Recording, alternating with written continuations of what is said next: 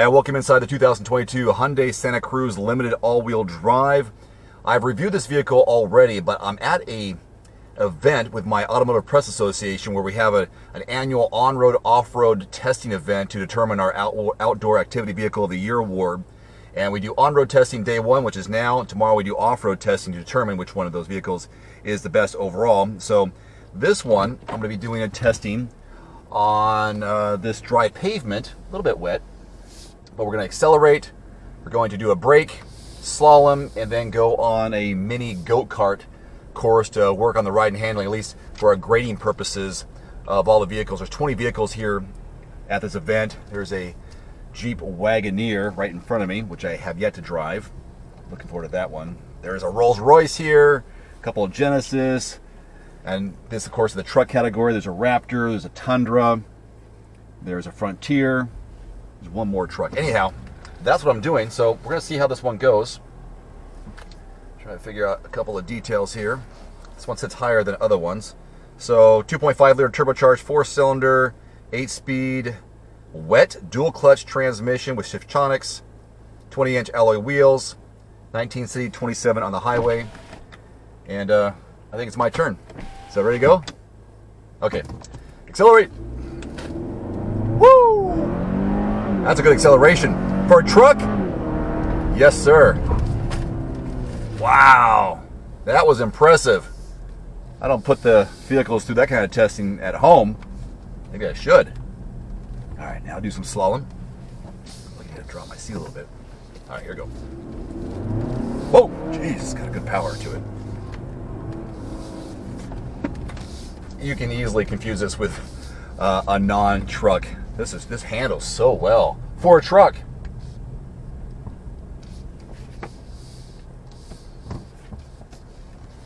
So we got RAV4.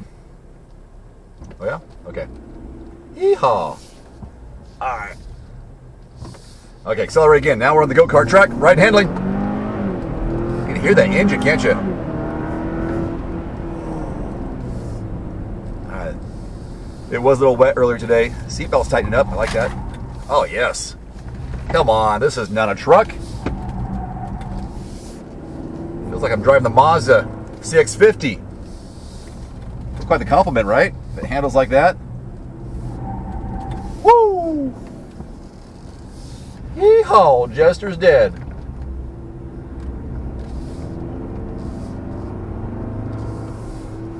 Nice.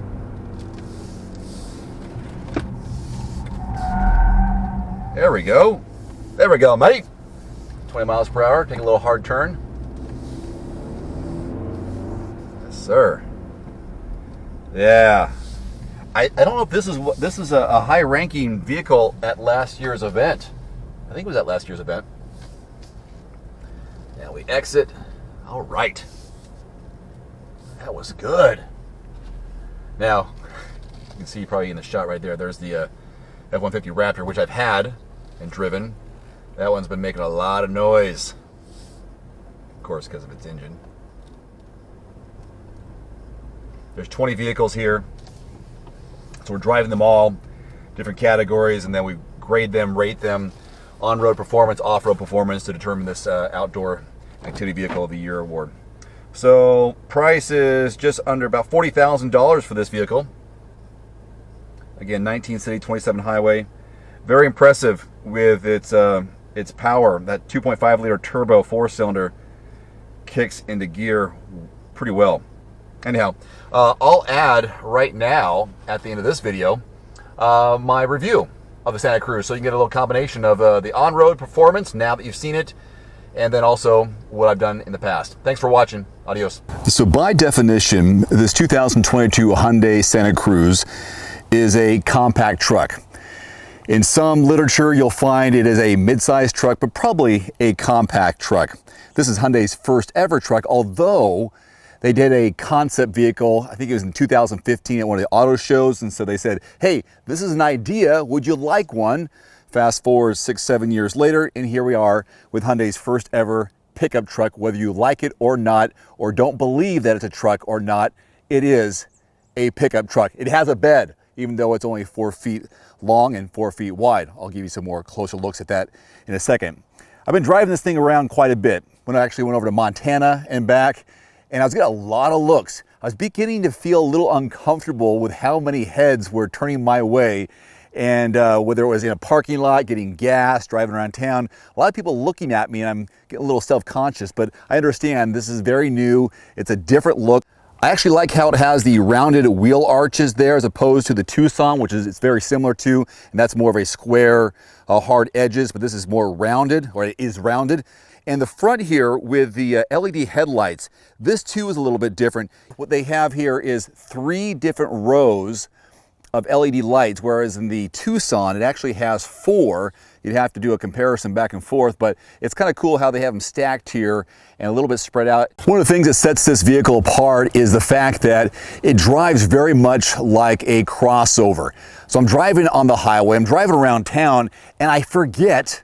Why wouldn't you forget, right? It's Hyundai's first truck. I'm forgetting that I'm driving a pickup truck because of how low it is and how short it is compared to other pickup trucks. In fact, it is shorter and lower than much of its competition, like the Ridgeline, the Ford Maverick, if you want to put the Gladiator in that category, or Tacoma, and even the Ranger, which I think I would put in there. This is shorter and lower than its rivals, which means, are you going to take this off-road, or is it just a weekend warrior that gives you the opportunity to do some light off-roading because it's a pickup truck that has some of that more versatility with it?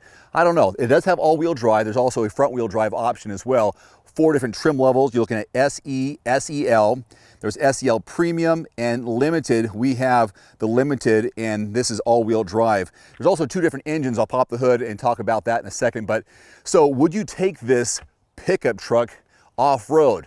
Well, probably not compared to what the competition has to offer, because it is much lower, doesn't have that ground clearance that the other vehicles boast and brag about. Not necessarily what this thing is pushing or promoting. This is a crossover that drives very nicely, has good ride and handling, but it gives you that versatility or the options to haul a little bit. Not a lot, but a little bit.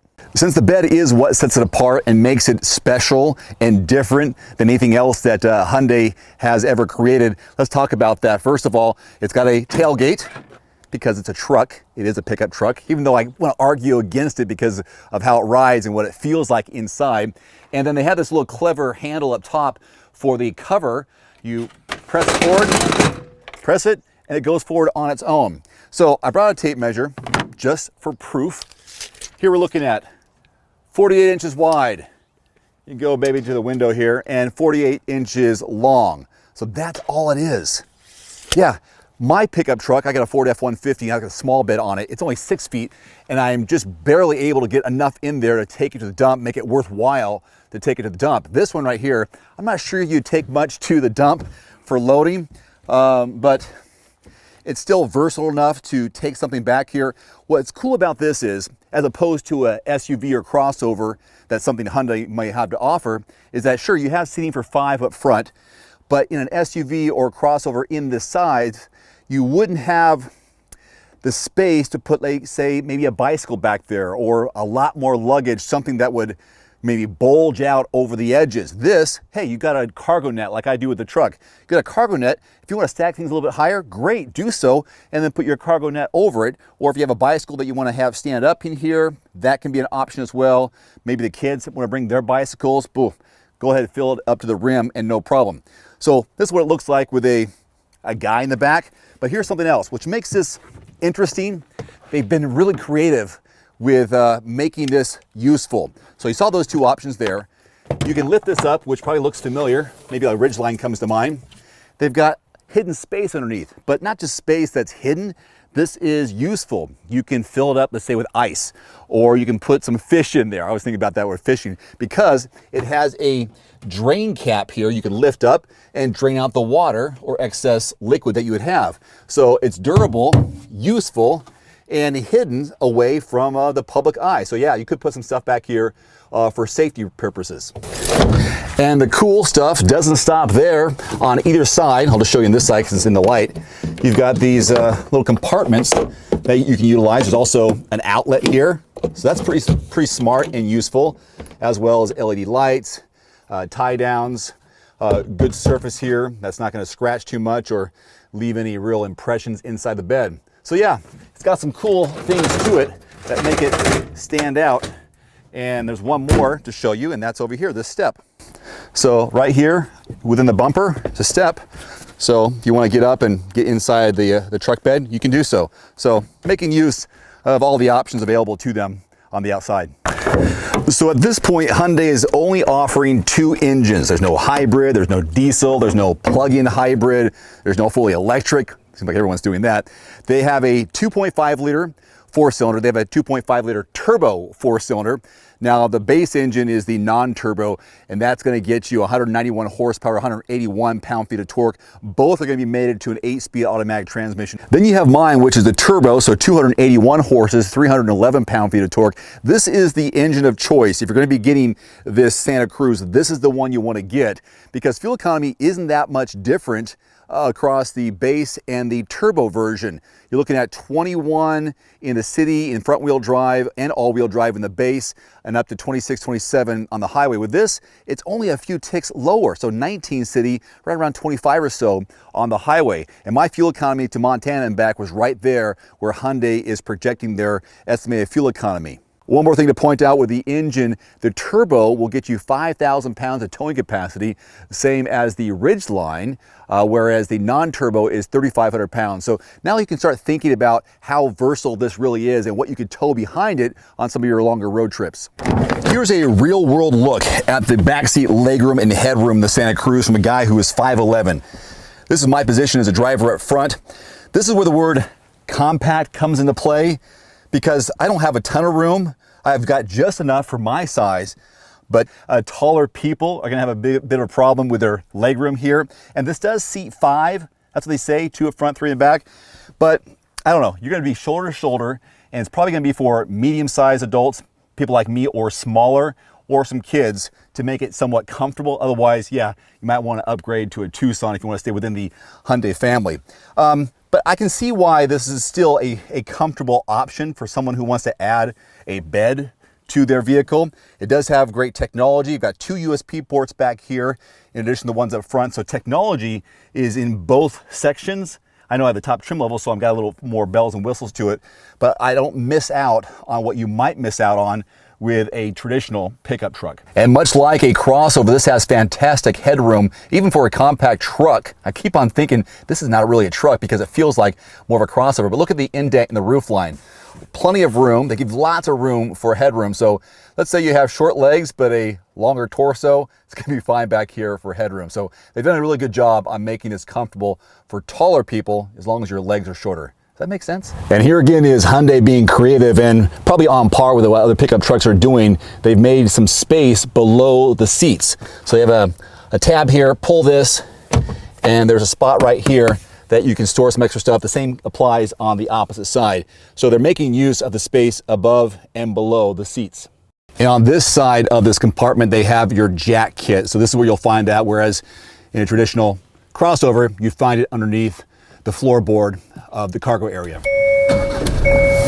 All right, technology-wise inside, a lot of the similar features you'd find on every other updated Hyundai vehicle, except they have a fully digital instrument cluster in this, and it's really flush against the dashboard here. Sometimes you have a hood that covers it. This is flat and it looks nice. Looks a little more streamlined to me. And there are 2 options for your infotainment screen. There's an 8-inch or a 10.3-inch, and we've got the larger one here.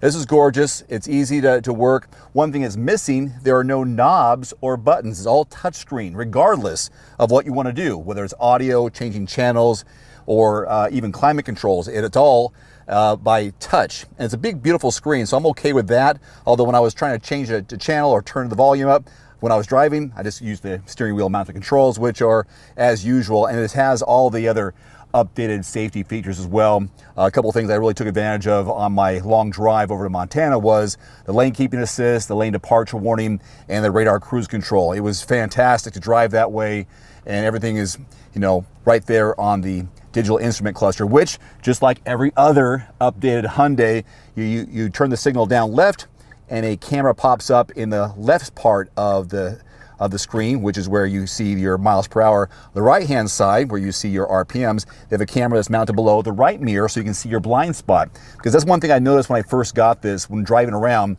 is that I turned to my right, and because of how this is configured as a pickup truck now, you can't quite see as easily as you would in maybe an SUV or a crossover over your right shoulder. There's a good blind spot there, and having this as an option to see what's over there is super helpful. So that's nice, and it makes up for any deficiencies in visibility over your right shoulder. This also has a sliding moonroof just for the front passengers, not the back passengers. So maybe over time they'll add that to it.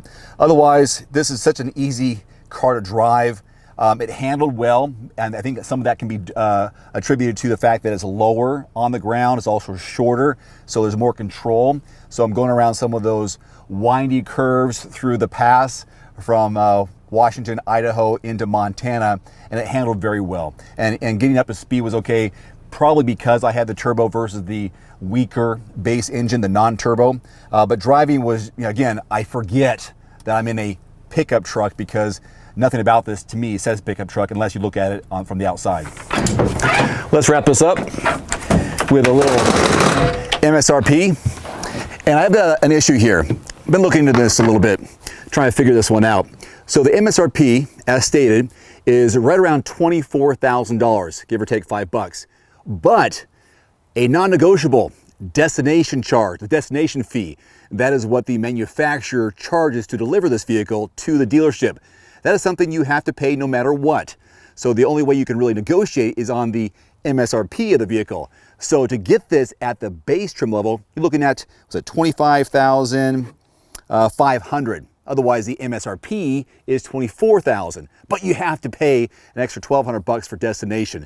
Interesting, right? No matter what, you're stuck with that destination fee unless you can negotiate on the MSRP. But the range is between $24,000 and $40,000, right around there, just under $40,000 plus that extra destination fee.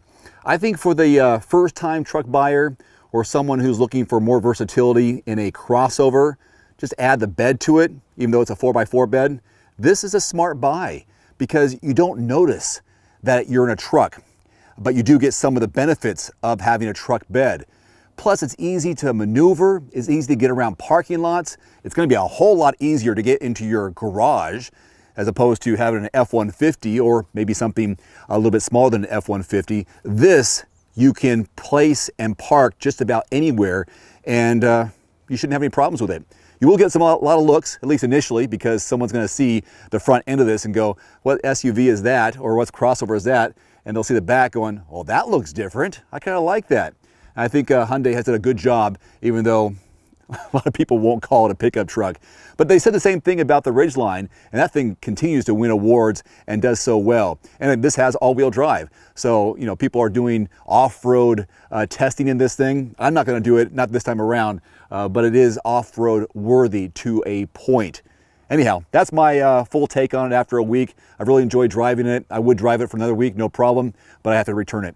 Until next time, I'm Dave Erickson. Thanks so much for watching. Hope to see you back here next time. Please subscribe. I'm trying to upload as many videos as possible to give you as much content and options as possible during your research process. See you next time. Adios. One final note, if you are in the market for a new vehicle soon, great. Connect with your local dealership and price and test drive at least 3 different vehicles.